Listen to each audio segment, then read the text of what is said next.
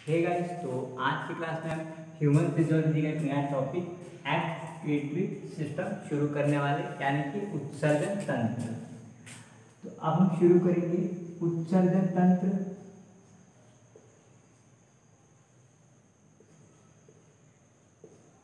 उत्सर्जन तंत्र, तो सबसे पहले हम बात करते हैं कि उत्सर्जन होता क्या है। तो चलिए शुरू करते हैं। सबसे पहले बात करते हैं एक्सक्रिएशन क्या होता है। एक्सक्रिएशन होता क्या है? एक्सक्रिएशन, देखिए अगर हम एक्सक्रिएशन की बात करें तो एक्सक्रिएशन का मतलब होता है removal of waste metabolic product. Excretion की मतलब, एक्सक्रिएशन की बात करें तो एक्सक्रिएशन जो डेफिनेशन होती है वो होता है it is removal of harmful metabolic waste. तो इट इज रिमूवल ऑफ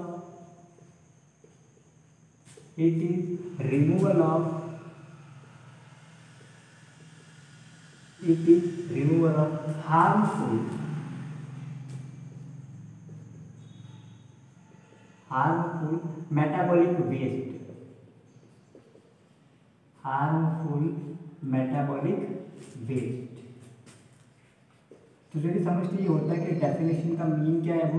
तो एक्सक्रीशन का मतलब क्या होता है? Removal of harmful metabolic waste.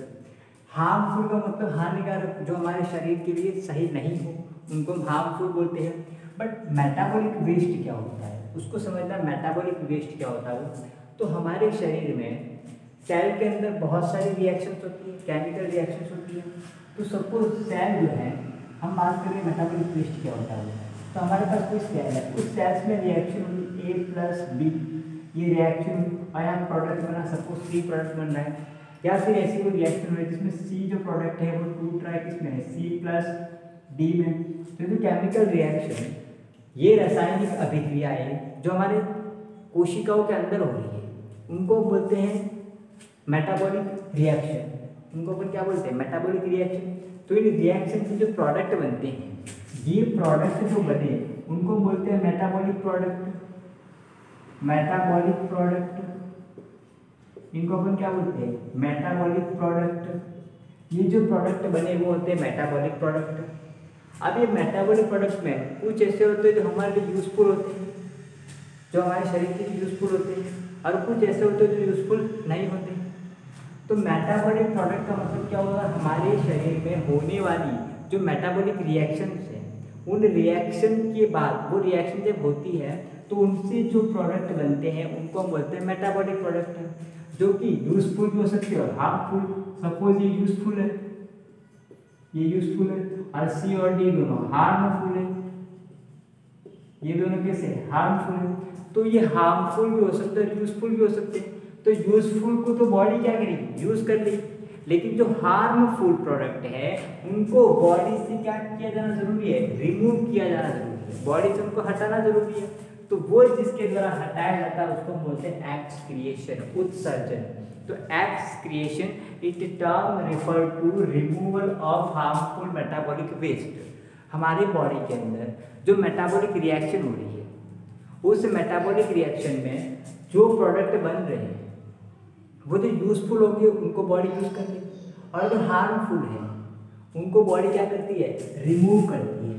तो इट कॉल्ड एक्सक्रिएशन। ठीक है, जैसे कि हम यूजफुल की बात करें तो जैसे कि हमने ग्लूकोज हम लेते हैं अपन, तो C6H12O6 ये ग्लूकोज किया, इसकी ऑक्सीजन से हम रिएक्शन करवाते हैं तो हमको क्या मिलता है? CO2 प्लस 38 ATP एनर्जी मिलती है। तो यहाँ पर इस एनर्जी को तो हम क्या यूज करते हैं, तो ये यूजफुल प्रोडक्ट हुआ। प्लस CO2, ये कैसा है? बेस्ट प्रोडक्ट है।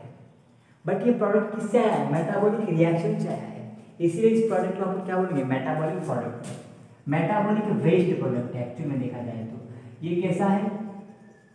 मेटाबॉलिक वेस्ट प्रोडक्ट है।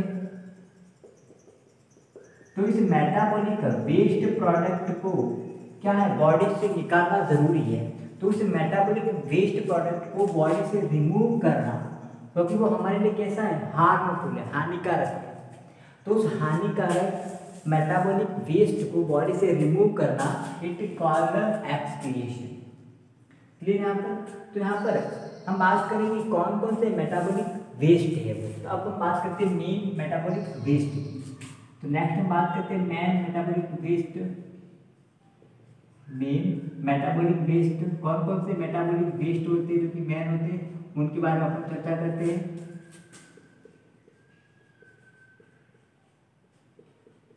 वेस्ट, तो अगर मेटाबॉलिक वेस्ट की बात करें तो जो मेन मेटाबॉलिक वेस्ट है वो होते हैं कार्बोहाइड्रेट, फेट और बात करें तो प्रोटीन।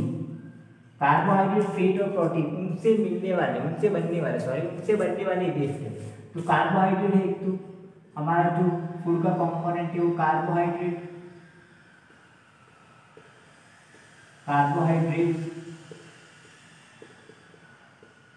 दूसरा क्या है फेट, और तीसरा अपन ले रहे हैं प्रोटीन। तो ये जो हमारे फूड है उसके मेन कंपोनेंट। तो कार्बोहाइड्रेट जो होगा, कार्बोहाइड्रेट ये ग्लूकोज है। तो कार्बोहाइड्रेट जो है, कार्बोहाइड्रेट ये ग्लूकोज है, और ग्लूकोज क्या है, एक प्रकार का कार्बोहाइड्रेट ही है, ये ग्लूकोज है। और ग्लूकोज की बात करें तो ये एक्चुअल में है क्या, कार्बोहाइड्रेट है, कार्बोहाइड्रेट। तो इस कार्बोहाइड्रेट का मेटाबॉलिक रिएक्शन हुई तो क्या प्रोडक्ट बना, वेस्ट प्रोडक्ट CO2। तो यहाँ पर कार्बोहाइड्रेट का मेन मेटाबॉलिक वेस्ट कौन सा है, कार्बोहाइड्रेट का CO2। कार्बोहाइड्रेट कौन सा है, CO2 प्लस साथ में होता है वाटर। CO2 और वाटर दोनों उसके बेस्ट प्रोडक्ट है। इसके बाद फेट की बात करें तो फेट का भी कौन सा है, कार्बन डाइऑक्साइड प्लस H2, ये उसके बेस्ट प्रोडक्ट है। अगर प्रोटीन की बात करें तो प्रोटीन, इसकी जो प्रोटीन एंड न्यूक्लिक एसिड लिख सकते हैं अपन, protein and nucleic acid, protein and nucleic acid. इसके जो वेस्ट प्रोडक्ट होते हैं प्रोटीन एंड न्यूक्लिक एसिड की, वो होते हैं नाइट्रोजनस वेस्ट होते हैं, नाइट्रोजनस वेस्ट, नाइट्रोजनस वेस्ट ये प्रोटीन के वेस्ट प्रोडक्ट होते हैं। यहाँ पर अगर हम बात करें वेस्ट प्रोडक्ट की तो मेन जो वेस्ट प्रोडक्ट है, मुख्य रूप से जो वेस्ट प्रोडक्ट है हमारे शरीर के वो कौन से, कार्बन डाइऑक्साइड, वाटर और नाइट्रोजनस वेस्ट होते हैं। वाटर जो होता है वो भी एक प्रकार का वेस्ट प्रोडक्ट है। बहुत ज़्यादा एक्सेसिव अमाउंट ऑफ वाटर हमारा बॉडी जो उसको धारण नहीं कर सकता है, जो ज़्यादा वाटर होता है उसको बॉडी से रिमूव किया जाता है स्वेट की फॉर्म में, यूरिन की फॉर्म में, क्लियर। तो यहाँ पर जो मेन मेटाबॉलिक वेस्ट है वो कौन कौन से हैं, कार्बन डाइऑक्साइड एक, तो दूसरा कौन सा है वाटर H2O, और तीसरा नाइट्रोजनस वेस्ट, नाइट्रोजनस वेस्ट। अब ये तीनों जो वेस्ट प्रोडक्ट है वो कहाँ से आए, मेटाबॉलिक रिएक्शन से आए, इसलिए लोग क्या बोला, मेटाबॉलिक वेस्ट बोला। तो कार्बोहाइड्रेट का मेटाबॉलिक रिएक्शन हुआ तो कार्बन डाइऑक्साइड मिलता है, उसी प्रकार फैट का मेटाबॉलिक रिएक्शन हुआ तो कार्बन डाइऑक्साइड रिमूव होता है। दूसरा प्रोटीन को या न्यूक्लिक एसिड, हम जो भी डाइट ले रहे हैं वो किसी एनिमल या प्लांट की उसमें सेल होगी सही, तो उसमें न्यूक्लिक एसिड DNA वगैरह होंगे ही सही, तो उनका डाइजेशन जो होता है तो वहाँ से कौन सा मिलता है, नाइट्रोजनस वेस्ट मिलता है। तो ये तीनों carbon dioxide, water and nitrogenous waste, ये तीनों क्या है, मुख्य मेटाबॉलिक वेस्ट है, ठीक है। अब इन तीनों की रिमूवल की बात करें, कौन सा कैसे रिमूव किया जाता है वो, क्लियर। तो अगर नाइट्रोजनस वेस्ट की बात करें, ये भी 3 टाइप के हैं, ammonia, urea and uric acid. Nitrogen waste की बात करें तो ये भी 3 टाइप के हो गए, एक तो अमोनिया, अमोनिया की फॉर्म निकलेगा, दूसरा यूरिया और तीसरा यूरिक एसिड, ये तीनों हो गए, ammonia, urea and uric acid, ठीक है। यहाँ पर अब नाइट्रोजन वेस्ट की हम बात कर रहे हैं, हम एक यूरिया को समझते हैं, नाइट्रोजन वेस्ट कैसे बनते हैं बॉडी के अंदर वो। तो नाइट्रोजन वेस्ट जो होते हैं वो प्रोटीन, यानी कि प्रोटीन जो होता है वो डाइजेस्ट होता है। तो डाइजेस्ट की बात, प्रोटीन के लिए जो यूजफुल प्रोडक्ट है उसका तो बॉडी यूज कर लेगी, लेकिन प्रोटीन से जो वेस्ट प्रोडक्ट बन रहा है वो कौन है, नाइट्रोजन वेस्ट है। उसी प्रकार कार्बोहाइड्रेट का डाइजेशन होता है तो वेस्ट प्रोडक्ट कार्बन डाइऑक्साइड और वाटर बनता है। फैट का डाइजेशन होता है तो वेस्ट प्रोडक्ट की फॉर्म में कौन बनता है, CO2 और H2O। जो एक्चुअल जो फिश होता है, जो बल होता है वो उस एक्सक्रीटरी मटेरियल में नहीं आता, वो एक्सक्रीटरी सिस्टम में नहीं पड़ता अपन, क्योंकि वो जो होता है वो मेटाबॉलिक रिएक्शन से नहीं बना है, वो तो अनडाइजेस्टेड फूड है। समझ रहे हो, मेटाबॉलिक रिएक्शन से जो प्रोडक्ट बनते हैं उनके रिमूवल को अपन बोलते हैं एक्सक्रिएशन। समझ रहे हो, मेटाबॉलिक रिएक्शन हुई और उससे जो प्रोडक्ट बन रहा है, मेटाबॉलिक रिएक्शन हुई उससे जो प्रोडक्ट बन रहा है, उस प्रोडक्ट के रिमूवल को अपन क्या बोलते हैं, एक्सक्रिएशन।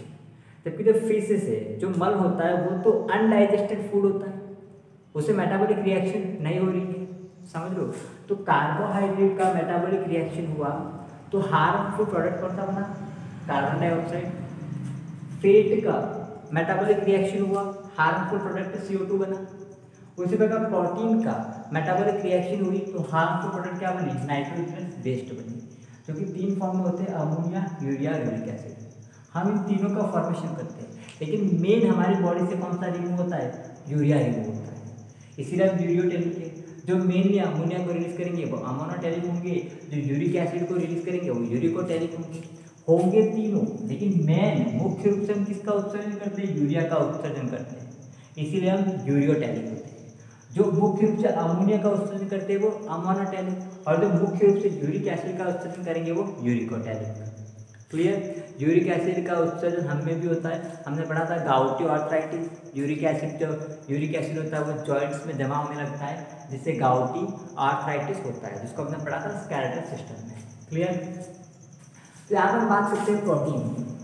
चलिए थोड़ा देख समझ लेते हैं प्रोटीन जो होता है उससे कैसे नाइट्रोजन वेस्ट यूरिया का फॉर्मेशन होता है। तो प्रोटीन एक्चुअली में है क्या, पॉलीमर ऑफ एमिनो एसिड। देखा जाए तो ये है क्या, पॉलीमर ऑफ एमिनो एसिड।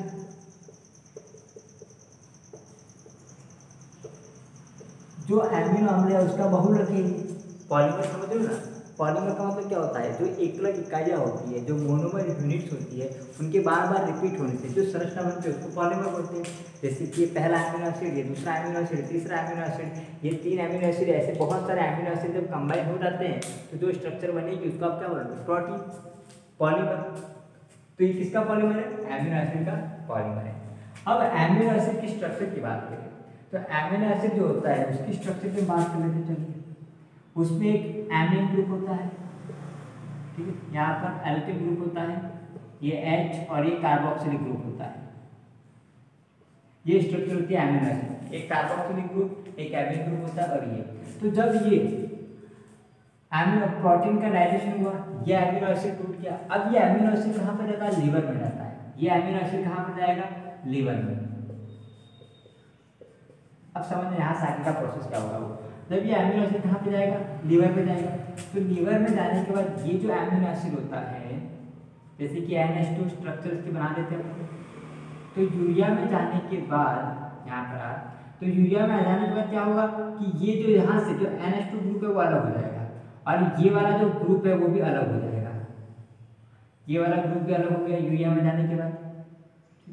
अब इसमें से ये वाला जो ग्रुप अलग हुआ, ये वाला जो ग्रुप अलग हुआ, उससे फिर ग्लूकोज का फॉर्मेशन होता है। जरूरत पड़ने पर ग्लूकोज का फॉर्मेशन होता है। यहाँ पर आप देख रहे हो ग्लूकोज क्या है, कार्बोहाइड्रेट। तो अकार्बोहाइड्रेट तत्व से प्रोटीन कैसा है, अकार्बोहाइड्रेट तत्व है। तो अकार्बोहाइड्रेट तत्व से कार्बोहाइड्रेट का निर्माण हुआ। ग्लूकोज एक्चुअली क्या है, कार्बोहाइड्रेट है। ग्लूकोज है क्या, कार्बोहाइड्रेट से।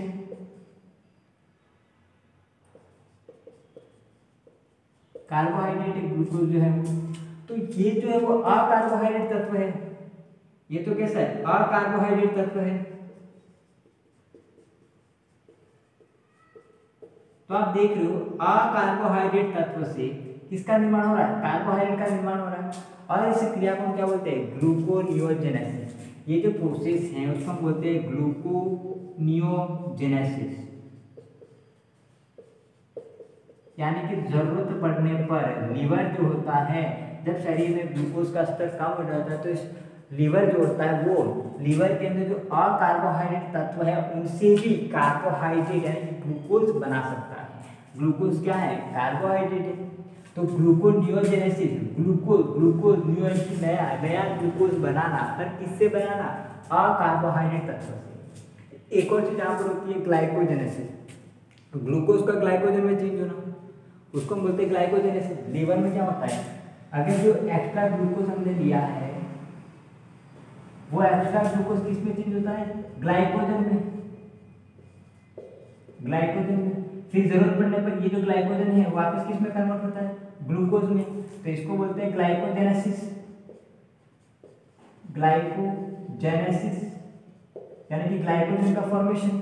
और इसको क्या बोलते हैं, ग्लूकोजेनेसिस, ग्लाइकोजेनोलाइसिस, सॉरी ग्लाइकोजेनोलाइसिस। यानी कि जरूरत पड़ने पर ग्लूकोज, जो अतिरिक्त ग्लूकोज उसको ग्लाइकोजन में बदल दिया जाता है लीवर में, और जरूरत पड़ने पर उसी ग्लाइकोजन को वापस ग्लूकोज में कन्वर्ट किया जाता है, उसको हम बोलते हैं ग्लाइकोजेनोलाइसिस। जेनोलाइसिस की तोड़ना, ग्लाइकोजन को वापस ग्लूकोज में तोड़ना। और जेनेसिस, जेनेसिस का मतलब सिंथेसिस, बनना, तो ग्लूकोज से ग्लाइकोजन बनना, ठीक है। तो वो हो गया ग्लाइकोजेनेसिस, ग्लाइकोजेनेसिस, ग्लाइकोजन का बनना। और यहाँ पर ग्लाइकोजेनोलाइसिस, ग्लाइकोजन का टूटना। ग्लाइकोजेनेसिस, ग्लाइकोजन का बनना, ग्लाइकोजेनोलाइसिस, ग्लाइकोजन का टूटना। तो यहाँ पर भी क्या हो रहा है, ग्लूकोज का फॉर्मेशन हो रहा है, ग्लूकोज का फॉर्मेशन हो रहा है, लेकिन किससे, अकार्बोहाइड्रेट तत्व से। यहाँ पर ग्लूकोज बना था लेकिन किस तत्व से, कार्बोहाइड्रेट से ही बना था।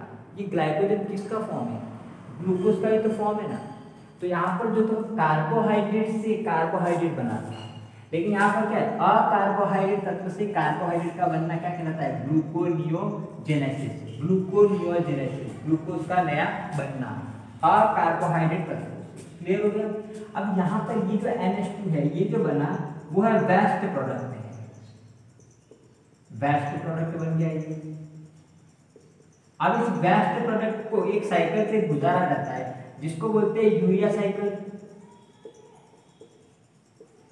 इसको यूरिया साइकिल से गुजारा जाता है और किस में कन्वर्ट किया जाता है, यूरिया में कन्वर्ट किया जाता है। क्लियर। ये जो रिएक्शन हो रही है, ये जो रिएक्शन हो रही है वो कहाँ पर होती है, अगर हम बात करेंगे पूरी रिएक्शन जो होती है यहाँ से, वो पूरी रिएक्शन कहाँ पर होती है, लीवर में होती है। ये पूरी रिएक्शन कहाँ पर हो रही है, लीवर में हो रही है। तब आप देख लो हम कैसे एनिमल है, मैमल्स की बात करें हम यूरियोटेनिक है, हम मुख्य रूप से किसका निर्माण करते हैं, यूरिया का। तो नाइट्रोजनस वेस्ट कैसे बन रहा है, समझ में आ रही बात, समझ में। हमने जो प्रोटीन खाया, वो जो प्रोटीन है उसमें जो आवश्यक पदार्थ है वो हमने ले लिया। अब जो एमिनो एसिड है वो एमिनो एसिड कहाँ पर आया, लीवर में आया। तो एमिनो एसिड से ये ग्रुप अलग हो गया, उस ग्रुप का यूज कहाँ किया जाता है, ग्लूकोज के निर्माण में। अब ये अकार्बोहाइड्रेट तत्व, उससे हम कार्बोहाइड्रेट बना रहे हैं, उसको हम बोलते हैं ग्लूकोनियोजेनेसिस। अब ये जो मटेरियल था वो वेस्ट प्रोडक्ट था जिसको यूरिया साइकिल में भेजा जाता है। यूरिया साइकिल पढ़ेंगे अपन, और यूरिया साइकिल में भेजकर उसको किस में बदला जाता है, यूरिया में। तो फाइनली वेस्ट प्रोडक्ट कौन सा बन गया, यूरिया। यूरिया हमारे पास आ गया, ये वेस्ट प्रोडक्ट आ गया। अब इस वेस्ट प्रोडक्ट को क्या किया जाएगा, बॉडी से रिमूव किया जाएगा, उसी को हम बोलते हैं एक्सक्रीशन। क्लियर, यहाँ तक बात आई समझ में, ये चीज समझ में आई, ग्लूकोनियोजेनेसिस। अब बात करते हैं दूसरे वेस्ट प्रोडक्ट की, इनका अपनी बॉडी से कैसे रिमूवल होता है, CO2, H2O और नाइट्रोजन वेस्ट का। तो ये तो फॉर्मेशन बना दिया, अब इनका बॉडी से रिमूवल कैसे होता है वो। तो हमारे पास जो मेन मेटाबॉलिक वेस्ट है वो कौन सा है, CO2, H2O और नाइट्रोजन वेस्ट होते हैं, यानी कि तीनों, अमोनिया, यूरिया, यूरिक एसिड। अब बात करते हैं इनका बॉडी से रिमूवल कैसे होता है। क्लियर, ये बताया था हमने शॉर्ट में कैसे फॉर्मेशन होता है यूरिया का। क्लियर, नाइट्रोजन वेस्ट के यूरिया कैसे बन रहा है, उसका फॉर्मेशन किससे, प्रोटीन से, यानी कि अमीनो एसिड से। अमीनो एसिड से यूरिया का फॉर्मेशन कैसे हुआ वो। क्लियर, चलिए आगे।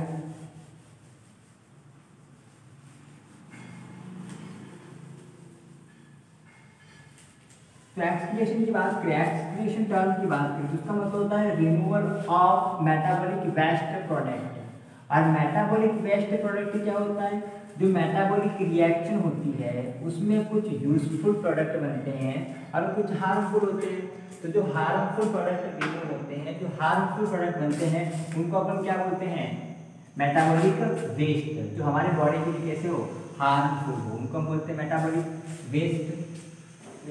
तो अब सबसे पहले बात करेंगे CO2 का रिमूव कैसे होता है। सबसे पहले हम बात करेंगे CO2 का रिमूव कैसे होता है।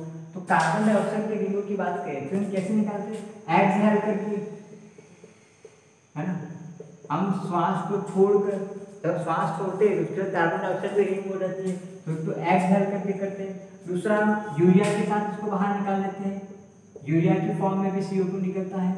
और तीसरा जो होता है वो होता है कार्बोनेट की फॉर्म में, H2CO- की फॉर्म में, क्योंकि जब ये यूरिया वाटर से रिएक्शन करता है, सॉरी जब ये कार्बन डाइऑक्साइड वाटर से रिएक्शन करता है तो क्या बनता है H2CO3, इसको अगेन फिर तोड़ा जाता है किसमें, H+ ion plus H2O3 minus carbonate ion में तोड़ दिया गया, तो ये कार्बोनेट आयन की फॉर्म में टूट गया। तो कार्बोनेट की फॉर्म में भी CO2 का क्या होता है, एक्टिवेशन होता है। अब बात करते हैं वाटर की, तो वाटर की हम बात करें, सेकंड जो रिंग रोल होता है वो होता है वाटर का। तो वाटर का रिंग रोल कैसे होता है, एक तो एक्सहेल, जब हम श्वास बाहर छोड़ते हैं तो वाटर का भी एक्सहेलेशन करते हैं, हम पानी भी बाहर निकालते हैं, वो किस फॉर्म में, मॉइस्चर फॉर्म में, ठीक है, याद रखना मॉइस्चर फॉर्म में, मॉइस्चर फॉर्म में हम मॉइस्चर फॉर्म में वाटर को बाहर निकालते हैं। अब दूसरा जो H2 का रिमूवल है वो रिमूवल होता है, अगर हम बात करें तो यूरिन और स्वेट की फॉर्म में, किस फॉर्म में, यूरिन और स्वेट की फॉर्म में, यूरिन के साथ अपन वाटर का एक्सप्रेशन करते हैं, और स्वेट की फॉर्म में, पसीने की फॉर्म में, यूरिन और स्वेट की फॉर्म में। तो वाटर का रिमूवल मुख्य रूप से किस रूप में होता है, एक्सहेल करते हैं अपन, जिसमें से मॉइस्चर यानी कि नमी के रूप में जल का क्या होता है, रिमूवल होता है, जल त्यागा जाता है। दूसरा जो जल का त्याग किससे किया जाता है, उसका यूरिन की फॉर्म में, मूत्र की फॉर्म में, और पसीने की फॉर्म में उसका शरीर से बाहर निष्कासन किया जाता है। अब बात करते हैं पर डे जो होता है लगभग 400 ml वाटर बॉडी से रिमूव किया जाता है, कितना 400 ml बॉडी। तो बॉडी जो होता है उसमें अगर बहुत ज़्यादा पानी हो जाएगा तो भी वो बॉडी के लिए नुकसानदेह होगा, तो जो एक्स्ट्रा वाटर होता है उसको बॉडी से निकालना जरूरी होता है बाहर, तो वो तो एक्सहेल करके निकाला जाता है मॉइस्चर की फॉर्म में। दूसरा, मूत्र के साथ, यूरिन के साथ, स्वेट पसीने के रूप में, और कितना 400 ml पर डे रिमूव होता है। अब बात करते हैं तीसरा, नाइट्रोजनस बेस। तो नाइट्रोजनस बेस तीनों होते हैं, अमोनिया, यूरिया और यूरिक एसिड। अगर अमोनिया का उत्सर्जन हो रहा था मोनोटेरिक, यूरिया का उत्सर्जन हो रहा था यूरोटेरिक, और यूरिक एसिड का उत्सर्जन हो रहा था यूरिकोटेरिक। क्लियर, आई होप आपको यहाँ तक समझ में आ रहा होगा। देखो हम पढ़ रहे हैं एक्सक्रीशन। एक्सक्रीशन का मतलब होता है कि जो मेटाबॉलिक वेस्ट होते हैं, मेटाबॉलिक वेस्ट होते हैं उनको शरीर से बाहर निकालना। मेटाबॉलिक वेस्ट किनको बोलते हैं, शरीर के अंदर होने वाली जो रिएक्शन है, मेटाबॉलिक रिएक्शन, उनसे जो हार्मफुल प्रोडक्ट बनते हैं उनको बोलते हैं मेटाबॉलिक प्रोडक्ट। जो यूजफुल बनते हैं, हार्मफुल बनते हैं। यूजफुल का यूज होता है और हार्मफुल को बॉडी से बाहर निकालना होता है। तो कार्बोहाइड्रेट का मेटाबॉलिक रिएक्शन होगा तो कार्बन डाइऑक्साइड वाटर बनेगा। फैट से भी कार्बन डाइऑक्साइड वाटर। प्रोटीन से क्या बन रहा है, प्रोटीन से हमारी बॉडी में प्रोटीन से क्या बन रहा है, यूरिया, किसी में अमोनिया बनेगा, किसी में यूरिक एसिड बनेगा। तो उसको हम बोलते हैं नाइट्रोजनस वेस्ट। तो 3 वेस्ट हमारी बॉडी में है जिनको हम बाहर निकालना चाहते हैं। पहला कौन सा होता है, कार्बन डाइऑक्साइड, दूसरा वाटर, तीसरा नाइट्रोजनस वेस्ट। 3 वेस्ट है। कौन कौन से, कार्बन डाइऑक्साइड, वाटर और नाइट्रोजनस वेस्ट। कार्बन डाइऑक्साइड को अपन कैसे निकालते हैं, एयर के साथ एक्सहेल करके मॉइस्चर की फॉर्म में CO2, और किसके रूप में निकालते हैं CO2 अपन, यूरिया के साथ भी निकालते हैं और बाइकार्बोनेट की फॉर्म में भी निकालते हैं। वाटर कैसे निकालते हैं, एक्सहेल करके मॉइस्चर फॉर्म में, यूरिन के साथ और स्वेट के साथ निकाल देते हैं। H2 जो होता है वो 400 ml पर डे निकलता है। अब किसको निकालना है, इन तीनों की बात कर रहे हैं। कुछ एनिमल अमोनिया को सिक्रेशन करते हैं, अमोनिया का निष्कासन करते हैं, कुछ यूरिया का, कुछ यूरिक एसिड का। समझ लो, 3 ही वेस्ट प्रोडक्ट है हमारे पास, CO2 और कौन कौन से हैं, 3 ही वेस्ट प्रोडक्ट है, CO2, H2 और नाइट्रोजनस वेस्ट। अब बात करते हैं अपन नाइट्रोजनस वेस्ट की, उनको बॉडी से बाहर कैसे निकाल सकते हो। तीनों नाइट्रोजनस वेस्ट की अपन बात करते हैं, जिसमें से एक नाइट्रोजनस वेस्ट पर हमने जिक्र किया था अभी, इन तीनों के बारे में।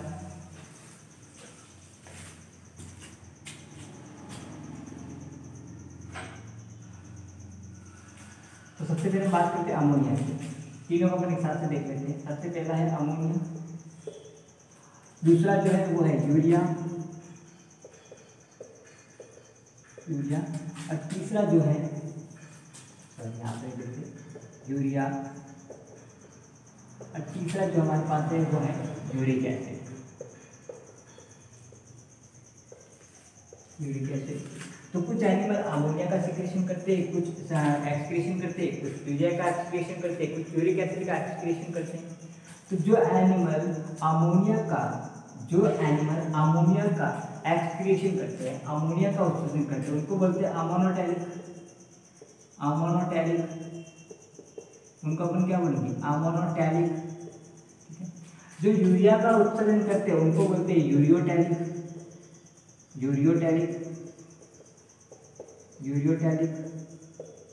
और जो यूरिक एसिड का उत्सर्जन करते हैं उनको बोलते हैं यूरिकोटैलिक। बहुत सिंपल टर्म है तीनों। यूरिक एसिड का करेंगे तो यूरिकोटैलिक, यूरिया का करेंगे तो यूरियोटैलिक, और अमोनिया का करेंगे तो अमोनोटैलिक बोलते हैं। अब अमोनिया जो इसकी हम बात कर रहे हैं, ये क्या होती है? बहुत ज़्यादा टॉक्सिक होती है। ये टॉक्सिक होती है, बहुत ज़्यादा टॉक्सिक होती है। यूरिया की हम बात करें तो ये मॉडरेट टॉक्सिक है, यानी कि इतना ज़्यादा टॉक्सिक नहीं है पर कम भी नहीं है। और यूरिक एसिड की बात करें, ये लीस्ट टॉक्सिक है, सबसे कम टॉक्सिक होता है, ये लीस्ट टॉक्सिक है। तो अब यहाँ पर हम बात करें अमोनिया, हाईली टॉक्सिक है, बहुत ज़्यादा टॉक्सिक है। तो बहुत ज़्यादा टॉक्सिक होने के कारण इसके रिमूवल के लिए बहुत ज़्यादा पानी की आवश्यकता होती है। तो उसको पानी के साथ घोल कर, बहुत ज़्यादा पानी के साथ घोल कर उसको बॉडी से बाहर रिमूव किया जाए, बॉडी से बाहर उसका निष्कासन किया जाए। तो यहाँ पर आप देख लो, अमोनिया के उत्सर्जन के लिए शरीर में बहुत ज़्यादा पानी की जरूरत होती है, यानी कि इट रिक्वायर बहुत ज़्यादा पानी की आवश्यकता होती है। It require highly amount of water या लार्ज अमाउंट ऑफ वाटर, बहुत ज़्यादा लार्ज अमाउंट ऑफ वाटर। इसके रिमूवल के लिए बहुत ज़्यादा पानी की आवश्यकता होती है। दूसरा, ये मॉडरेट टॉक्सिक है, तो यहाँ पर मॉडरेट अमाउंट ऑफ वाटर, पानी की इसकी ज़्यादा आवश्यकता नहीं होती है, थोड़ी बहुत होती है, मॉडरेट अमाउंट ऑफ वाटर यहाँ पर उसकी रिक्वायरमेंट होती है। अब यहाँ पर बात करें, यहाँ पर लेस अमाउंट ऑफ वाटर, यहाँ पर पानी की बहुत कम आवश्यकता होती है। Less amount of water, uric acid में लेस अमाउंट ऑफ वाटर,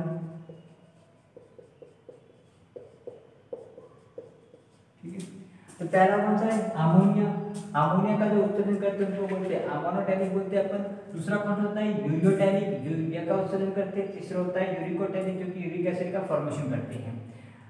यहाँ पर अमोनोटैलिक जो होते हैं उसमें खास बात ये होती है कि जहाँ पर अमोनिया का फॉर्मेशन होता है वहीं से इसका एक्सक्रीशन होता है, मतलब ये ब्लड में से नहीं जाता है, इसका जो ब्लड में एब्जॉर्प्शन नहीं होता है, ये ब्लड से पास आउट नहीं होता है, क्योंकि ब्लड के अंदर से गया अगर, मतलब जहाँ पर इसकी transported can not by blood, ये ब्लड से ट्रांसपोर्ट नहीं होगी, ये ब्लड से ट्रांसपोर्ट नहीं होगी, ट्रांसपोर्ट बाय ब्लड नहीं होगी, ब्लड से ट्रांसपोर्ट नहीं होगा। यूरिया की बात करें, इसका ब्लड से ट्रांसपोर्ट होता है, यूरिक एसिड का ब्लड से ट्रांसफर होता है। इसका ब्लड से ट्रांसफर क्यों नहीं होता है? क्योंकि ये बहुत ज़्यादा टॉक्सिक है, तो ब्लड के अंदर जो दूसरे कंपोनेंट है उसको नुकसान पहुंचा सकती है, इसलिए अमोनिया का ट्रांसपोर्ट ब्लड में नहीं होता है। अब अमोनिया के एक्सक्रिएशन के लिए, अमोनिया के उत्सर्जन के लिए बहुत अधिक मात्रा में जल की आवश्यकता होती है, क्योंकि ये टॉक्सिक है, बहुत ज़्यादा जहरीला है। ये मॉडरेट टॉक्सिक है, थोड़ा कम जहरीला होता है, और ये लीस्ट टॉक्सिक है, सबसे कम जहरीला होता है। सबसे ज़्यादा जहरीला कौन है? तो वो अमोनिया है, ठीक है। तो उसके उत्सर्जन के लिए बहुत अधिक मात्रा में जल की आवश्यकता होती है। तो ये अमोनोटैलिक एनिमल के एग्जाम्पल की बात करें तो ये एग्जाम्पल कौन से हो जाएंगे इसकी?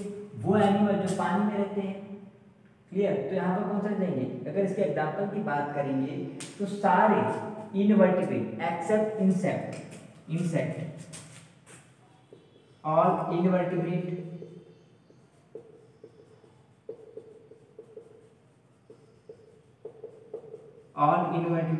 एक्सेप्ट इंसेक्ट को छोड़कर, इंसेक्ट इसके अंदर नहीं आएंगे। और इसके एग्जाम्पल की बात करें तो पीसीज यानी कि इसमें मछलियाँ आती है जिसमें वो, और जितने भी ये जो वाटर वाले एनिमल है जो मराइन वाटर और फ्रेश वाटर में रहते हैं, वो सारे अमोनिया का सिक्रेशन करते हैं क्योंकि वो पानी में ही रहते हैं, एक्वस क्लाइमेट में रहते हैं। तो जितने भी एक्वस एनिमल है जो एक्वस क्लाइमेट में पानी में रहते हैं उसमें पानी की कमी होती है, बहुत ज़्यादा पानी होता है, इसलिए वो क्या करते हैं अमोनिया का एक्सक्रीशन करते हैं, यानी कि वो नाइट्रोजनस वेस्ट उनकी बॉडी में जो बन रहा है वो नाइट्रोजनस वेस्ट उनकी बॉडी में किस फॉर्म में बन रहा है, अमोनिया की फॉर्म में। ऐसा नहीं कि यूरिया यूरिक एसिड नहीं बनता है पर बहुत ही माइनर अमाउंट में बनता है। मेजर कौन बनता है, अमोनिया बनती है, इसीलिए हम उनको बोलते हैं अमोनोटैलिक बोलते हैं। ठीक है, तो कौन से, ऑल इनवर्टिब्रेट, सारे इनवर्टिब्रेट जो पानी में रहते हैं ना। अगर हम बात करें तो प्रोटोजोआ, पॉलीफेरा, सेलाइन, ट्रिनोफेरा, प्लेटियलमिथी, जितने भी इनवर्टिब्रेट है इनको छोड़कर, इंसेक्ट को छोड़कर, जितने भी इनवर्टिब्रेट हैं वो सारे इनवर्टिब्रेट इंसेक्ट को छोड़कर, इंसेक्ट जो होते हैं वो यूरिक एसिड का फॉर्मेशन करते हैं। तो इंसेक्ट को छोड़कर जितने भी इनवर्टिब्रेट है सब में जो एक्सक्रीटरी मटेरियल है वो कौन सा है, अमोनिया है। लेकिन अगर हम बात करें पिसीज की, पिसीज, ठीक है ना, कॉर्डेट है, पिसीज जो होती है मछलियाँ जिसमें आती है वो भी किसका एक्सक्रीशन करती है, अमोनिया का एक्सक्रिएशन, अमोनिया का उत्सर्जन करती है। क्लियर यहाँ तक। दूसरा हम बात करें यूरियोटैलिक की, तो यूरियोटैलिक की हम बात करें तो कार्टिलेजिनस फिश, वो फ्रेश वाटर की जो फिश होती है, फ्रेश वाटर की फिश वो यूरिया का यानी कि कार्टिलेजिनस फिश। इसके एग्जांपल की बात करें तो कार्टिलेजिनस फिश,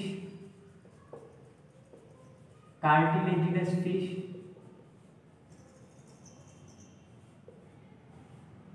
कार्टिलेजिनस फिश जिसको हम बोलते हैं उपास्थ्य मछली, और इसके साथ में एम्फीबियन, एम्फीबियन वो भी कौन से, लार्वा, यानी कि जिनकी लार्वा स्टेज होती है वो वाले एम्फीबियन।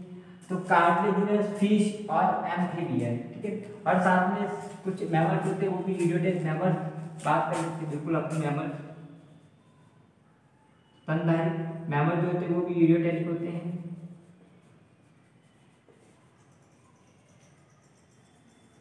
स्तनधारी मैमल्स वो भी कैसे होते हैं, यूरियोटैलिक होते हैं। यानी कि हमें पानी की ठीक ठाक कितनी मात्रा होती है कि हम यूरिया को निकाल सकें, हमारे अंदर पानी की इतनी मात्रा नहीं होती है कि हम अमोनिया का उत्सर्जन कर सकें, इसीलिए हम नाइट्रोजनस वेस्ट का उत्सर्जन किस फॉर्म में करते हैं, यूरिया के फॉर्म में करते हैं अपन, ठीक है। क्योंकि अपने में मॉडरेट अमाउंट की जरूरत होती है जो कि यहाँ पर हमारे बॉडी में अवेलेबल होता है। तो इसके एग्जाम्पल यहाँ पे जो पीसीज लिखा था, पीसीज अमोनोटैलिक है, लेकिन पीसीज में भी कौन सी, कार्टिलेजिनस उपास्थ्य मछलियाँ, कार्टिलेज जिनका जो बॉडी होता है, जो स्केलेटन होता है वो कार्टिलेज से बना होता है, वो उनको अपन कार्टिलेजिनस फिश कहते हैं। तो जो कार्टिलेजिनस फिश है वो किसका उत्सर्जन करती है, यूरिया का उत्सर्जन करती है। और जो एम्फीबियन, जो लार्वल एम्फीबियन है, जो लार्वा अवस्था में जो एम्फीबियन होते हैं, टैडपोल, मेढक का लार्वा टैडपोल, वो किसका, यूरिया का उत्सर्जन करते हैं। दूसरा हम बात करें तो मैमल्स, वो भी यूरिया का उत्सर्जन करते हैं। अब बात करते हैं यूरिकोटैलिक की, जो यूरिक एसिड का सेक्रेशन करते हैं। इनके एग्जांपल की बात करें तो इंसेक्ट, बर्ड और रेप्टाइल, इनके एग्जांपल की हम बात करें तो कौन से, एक तो इंसेक्ट आएंगे, इंसेक्ट, इधर बर्ड, जितने बर्ड होते उतने, और साथ में बात करें तो mammal, sorry reptile, reptile, reptile और बर्ड एल्स जिनको अपन बोलते हैं वो। तो इंसेक्ट, बर्ड और रेप्टाइल वो कैसे होते हैं, वो यूरिकोटैलिक कहते हैं, यानी कि वो यूरिक एसिड का एक्सक्रीशन करते हैं। तो यहाँ पर हम किसके एक्सक्रीशन की बात कर रहे थे, नाइट्रोजनस वेस्ट की, जो 3 फॉर्म में होता है, अमोनिया की फॉर्म में, यूरिया की फॉर्म में, या यूरिक अम्ल की। अगर अमोनिया की फॉर्म में उसका सिक्रेशन हो रहा है तो उसको बोलते हैं अमोनोटैलिक, जो कि इसमें अमोनिया कैसा होता है, हाईली टॉक्सिक होता है, तो बहुत ज़्यादा पानी की आवश्यकता होती है। जितने भी पानी में रहने वाले एनिमल है वो सब कैसे होंगे, अमोनोटैलिक होंगे, ठीक है। दूसरे कौन से, यूरियोटैलिक, उनमें यूरिया का उत्सर्जन होता है जो कि इतना मॉडरेट टॉक्सिक है, इतना ज़्यादा जहरीला नहीं होता है, उसके लिए मॉडरेट अमाउंट ऑफ वाटर की रिक्वायरमेंट होती है। और इसके एग्जाम्पल की बात करें तो कार्टिलेजिनस फिश और साथ में एम्फीबियन, लार्वा और मैमल्स, अपन सब यूरिया का उत्सर्जन करते हैं। और हमने देखा यूरिया का फॉर्मेशन कैसे होता है हमारे लिवर में भी थोड़ा। और तीसरा कौन सा, यूरिक एसिड, यानी कि यूरिकोटैलिक, जो कि यूरिक एसिड का एक्सक्रीशन कर रहे हैं। और इसमें जो यूरिक एसिड की बात करें बहुत लीस्ट टॉक्सिक है, बहुत कम जहरीला है और इसके लिए बहुत कम पानी की आवश्यकता होती है। तो जितने भी रेप्टाइल्स है, जितने भी एविज हैं, कीट हैं, इंसेक्ट हैं, उन सब में यूरिक अम्ल का उत्सर्जन होता है। क्लियर यहाँ तक? चलिए आगे बढ़ते हैं।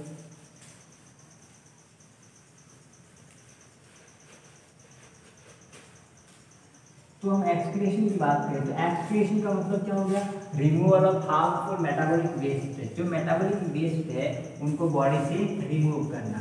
तो हमारी बॉडी में जो मेटाबॉलिक वेस्ट है वो तो CO2 है, दूसरा वाटर है और तीसरा कौन सा? नाइट्रोजनस वेस्ट है। तो CO2 का एक्सक्रीशन की हमने पढ़ा, CO2 का एक्सक्रीशन से कैसे हो जाता है? एक्सहेल ऑफ एयर, हम एयर को बाहर निकाल के CO2 को निकाल देते हैं और किसकी फॉर्म में? यूरिया के साथ निकाल देते हैं अपन, और बाइकार्बोनेट साल्ट के रूप में उसको निकाल देते हैं बाहर। वाटर को बाहर निकालने के लिए अपन मॉइस्चर फॉर्म में उसको निकाल सकते हैं, वाटर जो होता है उसका रिमूव करने के लिए। इसके अलावा वाटर को हम स्वैग के रूप में निकाल सकते हैं, यूरिन के साथ निकाल सकते हैं। और जो नाइट्रोजन वेस्ट है उसको हम कैसे निकालते हैं? नाइट्रोजन वेस्ट जो होता है वो यूरिया की फॉर्म में अपन निकाल देते हैं। कुछ एनिमल्स को अमोनिया की फॉर्म में निकालते हैं, कुछ यूरिक अम्ल की फॉर्म में निकालेंगे। जो अमोनिया की फॉर्म में निकालेंगे उनको अमोनोटैलिक, जो यूरिक अम्ल की फॉर्म में निकालेंगे उनको यूरिकोटैलिक, और जो यूरिया की फॉर्म में निकालेंगे उनको यूरियोटैलिक बोलते हैं। फिर यहाँ से चलिए आगे बढ़ते हैं।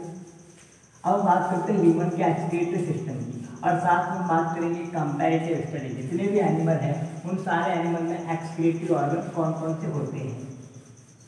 प्रोटोजोआ से लेकर लास्ट मैमल तक जितने भी एनिमल हैं उन सब की बात करते हैं। तो पहले बात करते हैं ह्यूमन एक्सक्रीटरी सिस्टम की, मानव उत्सर्जन तंत्र की अपन बात कर लेते हैं।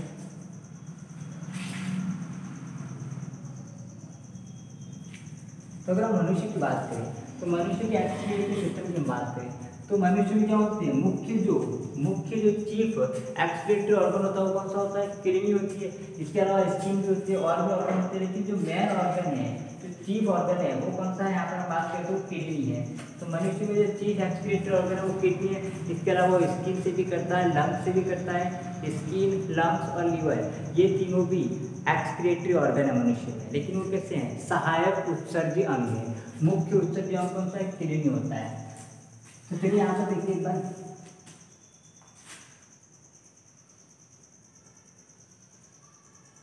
यहाँ पर भी बनाई हुई किडनी।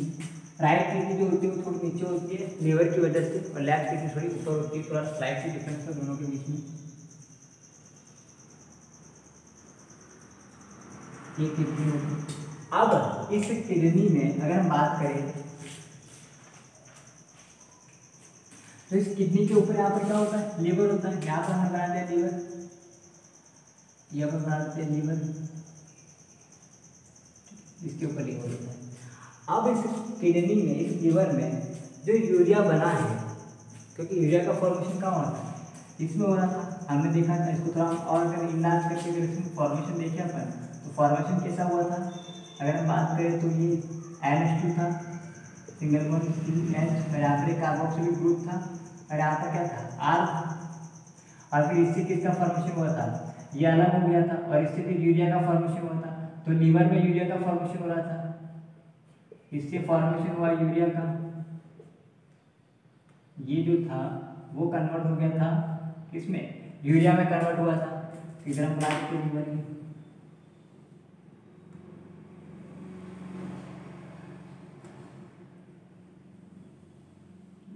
ये बन गया अपना लीवर। यहाँ पर हमने लीवर बना दिया, ठीक है। अब लीवर में यूरिया का फॉर्मेशन हो गया। अब ये जो यूरिया है वो किस में जाएगा? हेपेटिक वेन में जाएगा।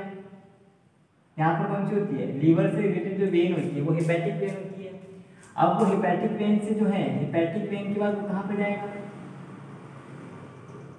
वेना केवा में जाएगा। वो वेना केवा कहाँ ले जाती है? ब्लड, वो जो ब्लड है वो वेना केवा कहाँ ले जाएगी? राइट ऑरिकल में। अगर हम बात करें, आप हार्ट बना देते हैं, ये हार्ट के अपन 4 पार्ट कर दिए। ये कौन सा है? राइट ऑरिकल होता है, और ये राइट वेंट्रिकल, ये लेफ्ट ऑरिकल, और ये लेफ्ट वेंट्रिकल। तो अब यहाँ पर जो यूरिया का फॉर्मेशन होगा, यहाँ पर ये जो वेन है इसको बोलते हैं हेपेटिक वेन। ये जो होती है वो हेपेटिक वेन होती है, जो कि लीवर से निकलती है, हेपेटिक वेन। उस हेपेटिक वेन में क्या है? यूरिया है। अब वो यूरिया कहाँ पर आया? राइट ऑरिकल में आया। फिर राइट वेंट्रिकल में, और राइट वेंट्रिकल से वो कहाँ पर जाएगा, लंग्स में। यहाँ पर हम बना दे रहे हैं लंग्स, राइट से बनाते हैं ये लंग्स।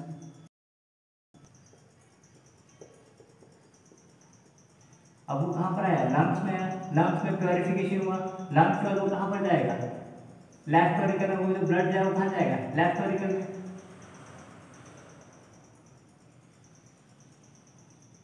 वो ब्लड आ गया लेफ्ट ऑरिकल में। अब लेफ्ट ऑरिकल से वो कहाँ पर जाएगा, लेफ्ट वेंट्रिकल में, और लेफ्ट वेंट्रिकल से वो डॉर्सल एओर्टा से होते हुए कहाँ पे जाएगा, डॉर्सल एओर्टा से होते हुए कहाँ पर आ जाएगा, वापस किडनी में आएगा वो। चलिए यहाँ पर वो आ गया किडनी में। अब यहाँ पर ध्यान दें, वो कहाँ पर आएगा, किडनी में आएगा। किडनी में आने के बाद अगर यहाँ बात करें तो वो कहाँ पर रहता है, इसमें जाए किडनी के अंदर जाएगा। अब ये जो ब्लड आया वो कैसा है, प्योर ब्लड है। इस ब्लड में क्या है, ऑक्सीजन होती है, ठीक है। कैसा ब्लड है वो, प्योर ब्लड है, उस ब्लड में ऑक्सीजन होती है। तो ये ऑक्सीजन कहाँ पर, इन दोनों किडनी जो है वो सेल्स की बनी होती है ना, तो किडनी को चाहिए ना ऑक्सीजन, तो ये ऑक्सीजन किडनी को दे रहे दोनों।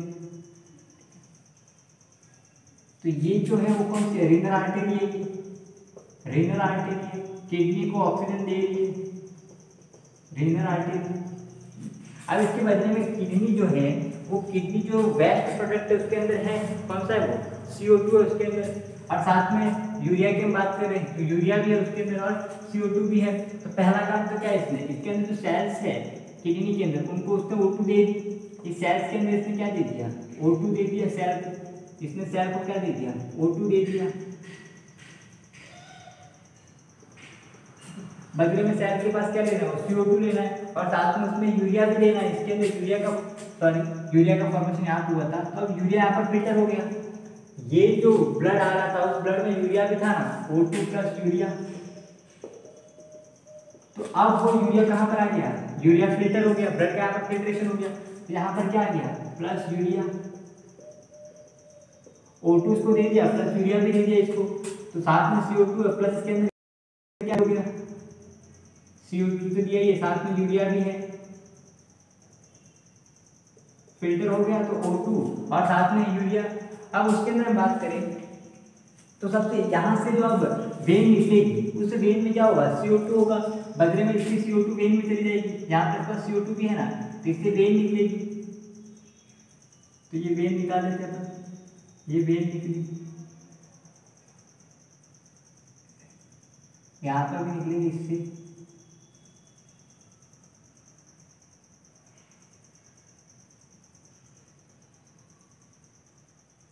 ऊपर रख देते अपन,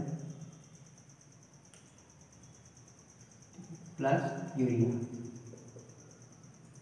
तो अब ये जो वेन है उसको हम क्या बोलेंगे, रीनल वेन बोलते हैं। तो ये जो रीनल वेन होती है वो आगे जाकर किससे कंबाइन हो जाएगी, इस dorsal aorta, sorry vena cava से जुड़ जाएगी आगे जाकर।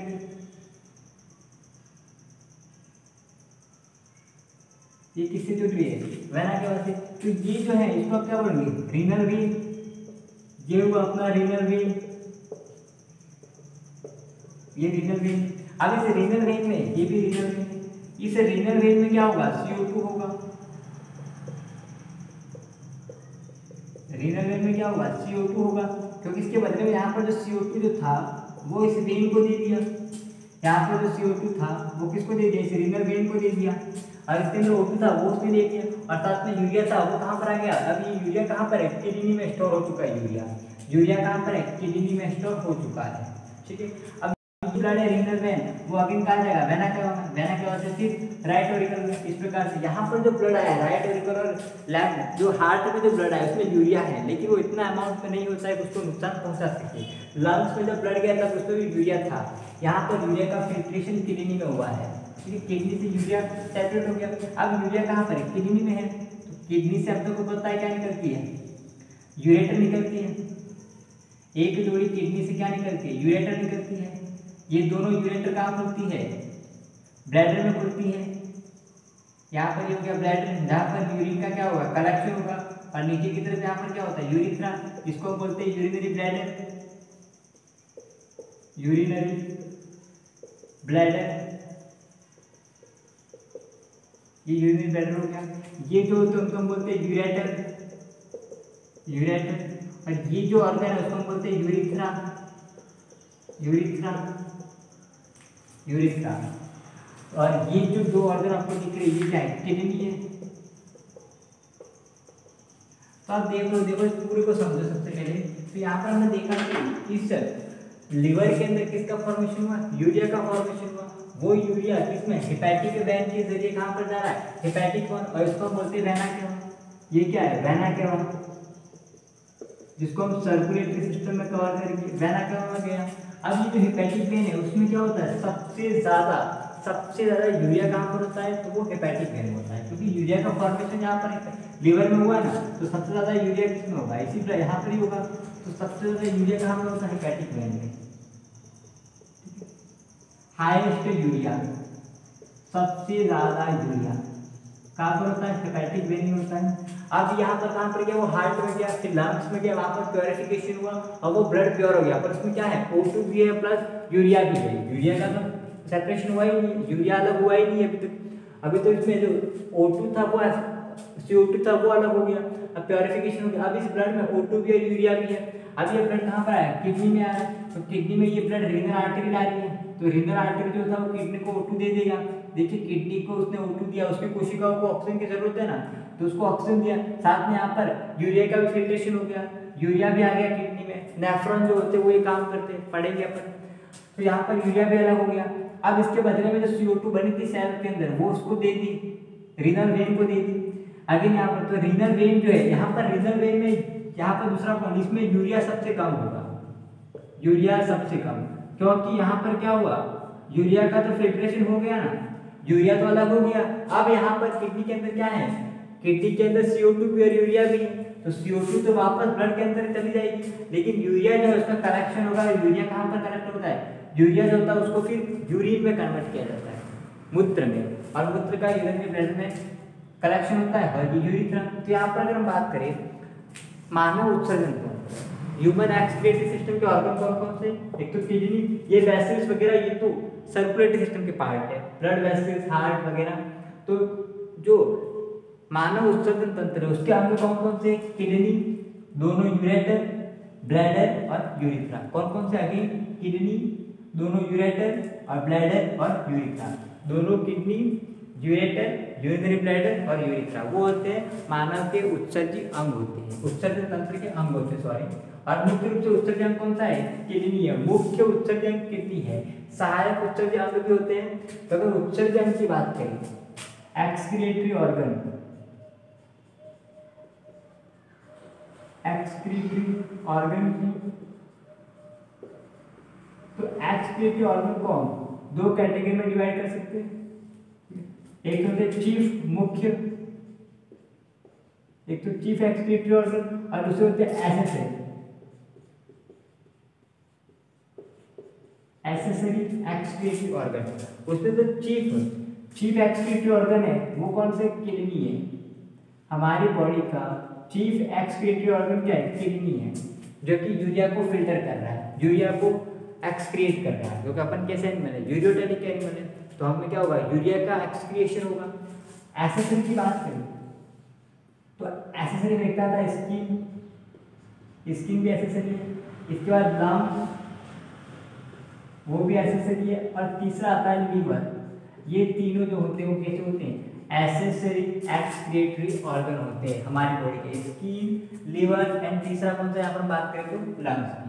तो क्या सबसे पहले हम बात करें स्किन की, तो स्किन जो होती है वो उसके अंदर दो प्रकार की ग्लैंड होती है स्किन के अंदर। स्किन के अंदर टू टाइप की ग्लैंड होती है, एक होती है स्वेट ग्लैंड, और दूसरी होती है ऑयल ग्लैंड। तो स्वेट ग्लैंड जो होती है वो किसका सिक्रेशन करती है, स्वेट का, यानी कि यहाँ पर किसका सिक्रेशन हो गया, वाटर का एक्सक्रीशन हो गया। तो स्वेट जो होता है उससे किसका, वाटर का एक्सक्रीशन होता है, स्वेट से किसका एक्सक्रीशन होता है, यानी कि स्किन से किसका एक्सक्रीशन होता है। अगर स्किन की बात करें तो स्किन से वाटर का एक्सक्रीशन होता है, और साथ में कुछ साल्ट भी निकलते हैं, और ऑयल जो होता है उससे किसका सिक्रेशन होता है, ऑयल का। यानी कि सीबम का। तो जो हमारे वेस्ट प्रोडक्ट थे उसमें जो वाटर जो होता है वो स्वेट की फॉर्म में स्किन से क्या हो जाता है, एक्सक्रीट हो जाता है। दूसरा हम बात करें लंग से, तो लंग से किसका एक्सक्रीशन होता है, तो CO2 का, और कुछ में मॉइस्चर फॉर्म में वाटर का, मॉइस्चर फॉर्म में वाटर का भी होता है। जब हम एयर एक्सहेल करते हैं, जब वायु बाहर निकालते हैं तो CO2 आती है, और इसके साथ में क्या होता है, मॉइस्चर की फॉर्म में वाटर का भी क्या होता है, एक्सक्रीशन होता है लंग से। ठीक है, लंग से क्या हो गया। तीसरा कौन सा है, अगर तीसरा हम बात करें तो लीवर का, तो लीवर जो होते हैं उसके कुछ टॉक्सिक सब्सटेंस, स्टेरॉइड और ड्रग्स, टॉक्सिक सब्सटेंस उनका एक्सक्रीशन लीवर करता है। स्टेरॉइड, जो स्टेरॉइड्स होते हैं बॉडी में उनका, और तीसरा जो होता है ड्रग्स का, ड्रग्स दवाइयों का, उनका एक्सक्रीशन कौन करता है, उनका एक्सक्रीशन लीवर करता है। इसका हम बात करें तो एक और ऑर्गन होता है इंटेस्टाइन की बात करें तो इंटेस्टाइन जो होती है लार्ज इंटेस्टाइन, वो भी करती है। जो हैवी मैटर होते हैं उनका एक्सक्रीशन करती है लार्ज इंटेस्टाइन।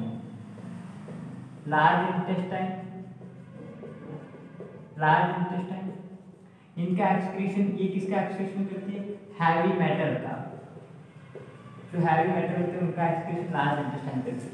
क्लियर। तो ये ना चीफ एक्सक्रीटरी ऑर्गन कौन सा है, किडनी होती है। बाकी एक्सेसरी में कौन है, स्किन भी है, लंग्स भी है, लिवर भी है और लार्ज इंटेस्टाइन भी है। ठीक है, ये चीज़ समझ में आपको। तो मैन चीज अपने को पढ़नी क्या है, किडनी पढ़नी है, उसका पूरा इंटरनल स्ट्रक्चर कैसा होता है, वो काम कैसे करती है, कैसे वो एब्जॉर्प्शन होता है, उसमें रीअब्जॉर्प्शन कैसे होता है, जितने मिनरल्स वगैरह उनका रीअब्जॉर्प्शन वगैरह पढ़ना है, इसका यूरेटर पढ़ना है, ब्लैडर पढ़ना है, यूरिथ्रा या एक्सक्रीटरी सिस्टम पढ़ना है। साथ में हम डिस्कस करेंगे कि जो अदर एनिमल है, दूसरे जो एनिमल है प्रोटोजोआ से लगाकर लास्ट में बात करें कॉर्डेट तक, जितने भी एनिमल है उन सब एनिमल में कौन कौन सी एक्सक्रीटरी ऑर्गन होते हैं।